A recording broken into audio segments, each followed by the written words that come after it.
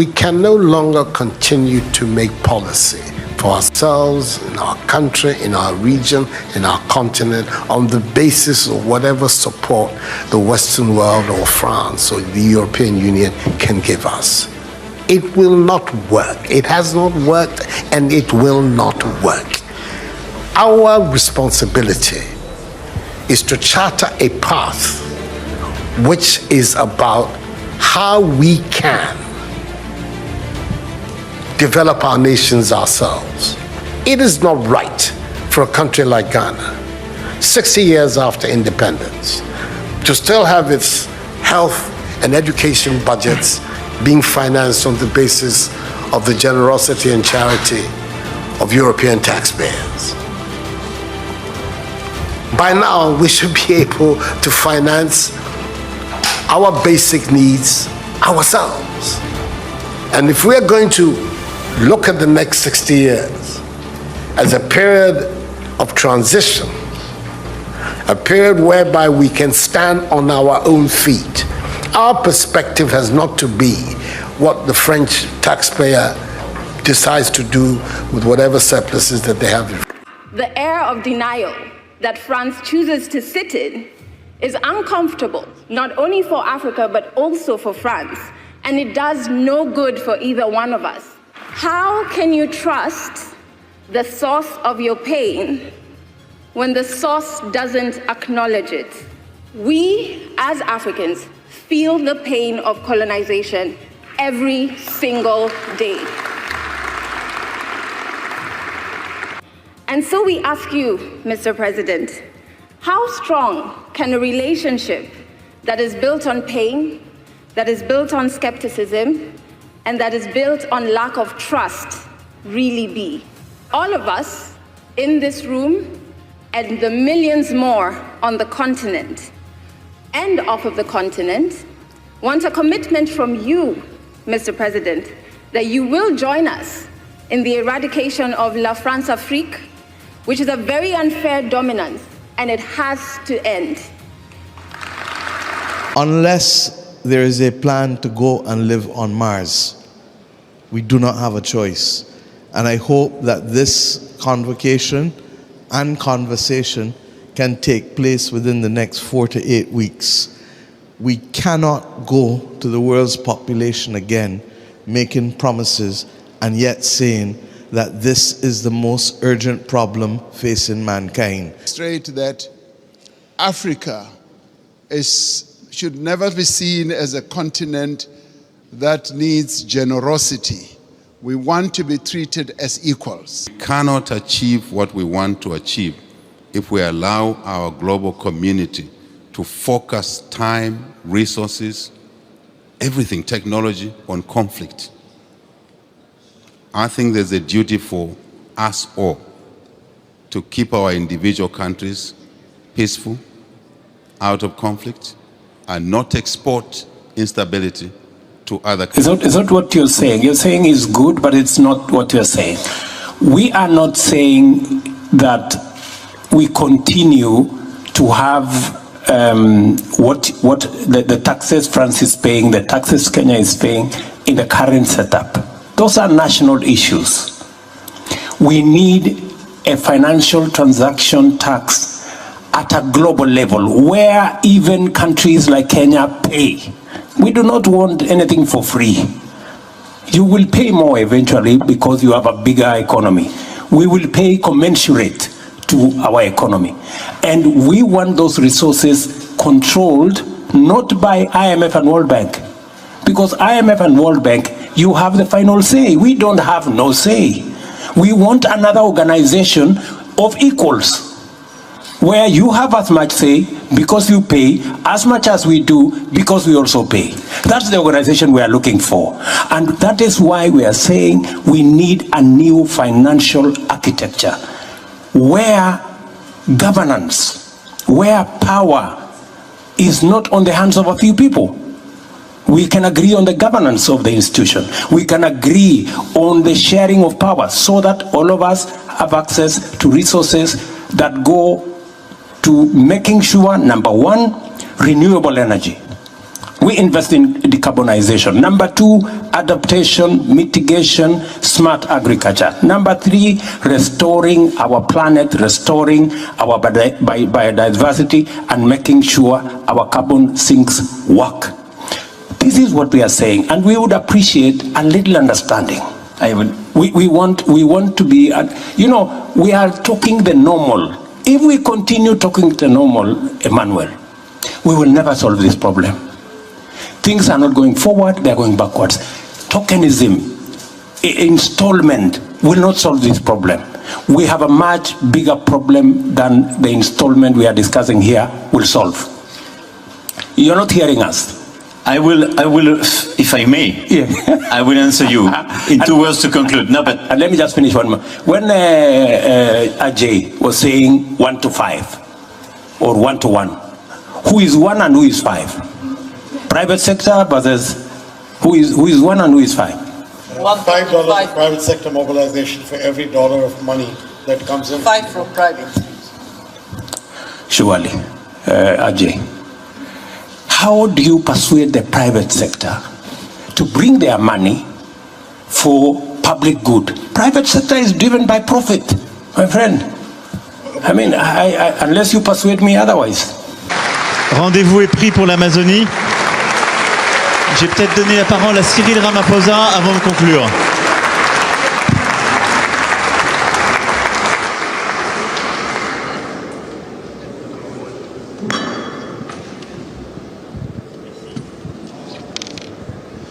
Thank you very much, President Macron. Let me start off by saying, President Lula, don't worry, when we have the BRICS meeting, the issue of currency is top on the agenda, so we are going to discuss it. President Macron, I just want to start off on a very positive note in terms of what I think is evolving here. I think there is consensus that is clearly embraced by everyone that we need to address climate and poverty because they go together, there's a nexus. And as it were, we need to burn the candle on both sides. So that's important, so that's agreed. And we all recognize and accept that we need capital at scale to address the key challenges that many countries in the world face, particularly the developing economy countries. And we also would be agreed that there needs to be more cooperation and coordination between your development banks, multilateral development banks, and the private sector. There needs to be coordination so that there is no fragmentation, which you kept talking about. But I think what is important to many of us is that there should be solid consensus on the reform of the financial architecture of the world. Because without that reform, the dreams and the objectives that we have to address our challenges will not be realized. And those reforms need to touch on a whole range of issues.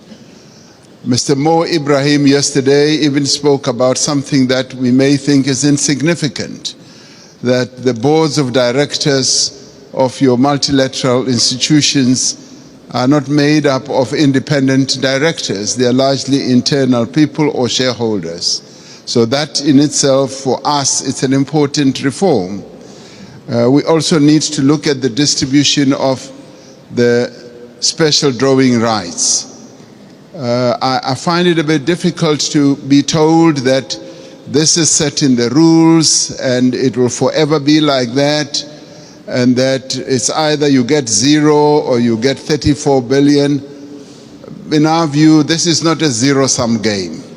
It's a game where we all need to be dealt with equity in an equitable manner. And there is a need for reform in that regard as well. And the other important thing for this to happen, it will help us not to participate as unequal cousins in these institutions. It will help us to participate fully, and so that we don't have a sense that we are beggars, that we are being dealt with out of generosity. I think it's important in the new era that the world is in now that there should be a good measure of equality among sovereign nations. You know, recently 7 African countries decided to go and put a call for peace to Ukraine and to Russia. And we raised a number of issues.